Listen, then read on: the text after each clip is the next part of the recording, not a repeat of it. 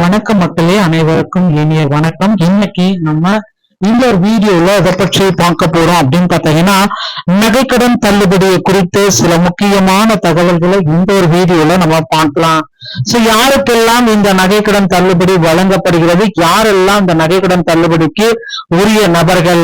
தமிழகத்துல நகைக்கடன் தள்ளுபடி புதிதாக பொறுப்பேற்றுள்ள முதல்வர் விஜய் அவர்கள் வழங்கியுள்ள நகைக்கடன் தள்ளுபடி குறித்த முக்கிய அறிவிப்புகளை இந்த வீடியோ விளக்குகிறது. இதன்படி 8 வகையான பொது வங்கிகள்ல 40 கிராமுக்கு குறைவான 5 சவரன் நகைக்கடன் வைத்திருப்பவர்களுக்கு கடன் முழுமையாக ரத்து செய்யப்படும் என்று அறிவிக்கப்பட்டுள்ளது. இந்த சலுகையை பெற சரியான குடும்ப அட்டை மற்றும் ஆதார் எண் வழங்கியிருக்க வேண்டும் என்பதுடன் இலங்கை தமிழர் மற்றும் மறுவாழ்வு முகாம்களில் வசிப்பவர்களுக்கும் இந்த தள்ளுபடி பொருந்தும் அப்படின்றத குறிப்பிட்டு சொல்லியிருக்காங்க. சோ இவர்கள் அனைவருமே நகைக்கடன் தள்ளுபடிக்கு உகந்த நபர்கள் அப்படின்றத இச்சமயம் பாத்தீங்கன்னா குறிப்பிட்டு சொல்றாங்க.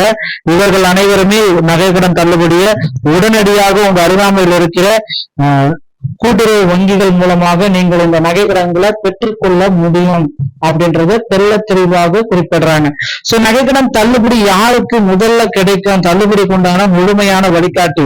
சோ இது எல்லாமே நீங்க செக் பண்ணிக்கணும். 100% தள்ளுபடி 8 பொது வங்கிகள் இந்த ஜூன் 15ஆம் தேதி முதல் அமலுக்கு வர இருக்கு. தங்கத்துடைய விதிகள் அப்படின்னு நம்ம பாக்குறப்ப 40 கிராம், அதாவது 40 கிராம் இருந்தாலும் 41 கிராம் இருந்தா கூட உங்களுக்கு இதுல தள்ளுபடி நிராகரிக்கப்படும்.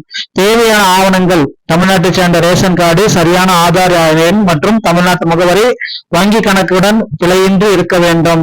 சோ சிறப்பம்சங்கள் அப்படின்னு பாத்தீங்கன்னா மறுவாழ்வு முகாம்கள் மற்றும் குடும்ப ஓய்வூதியர்களுக்கு கிடைக்கும்.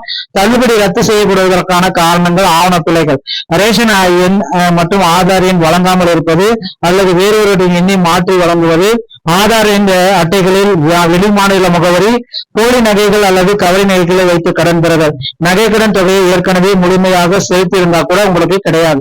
சோ நகையின் எடை தள்ளுபடி யாருக்கு? தகுதி உள்ளவர்கள் மற்றும் தகுதி அற்றவர்கள். 40 கிராம்க்குள் இருந்தா தள்ளுபடி, 40 கிராமுக்கு மேல போனா தள்ளுபடி இல்ல.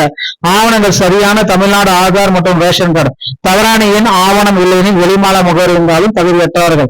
பணி விவரம், பொதுமக்கள், ஓய்வூதியர்கள், அரசு கூட்டுறவு ஊழியர்களுக்கு தகுதி கிடையாது. கடன் நிலை, நிலுவையில் உள்ள கடன் மட்டும்தான் இதுல தள்ளுபடி பண்ண போறாங்க.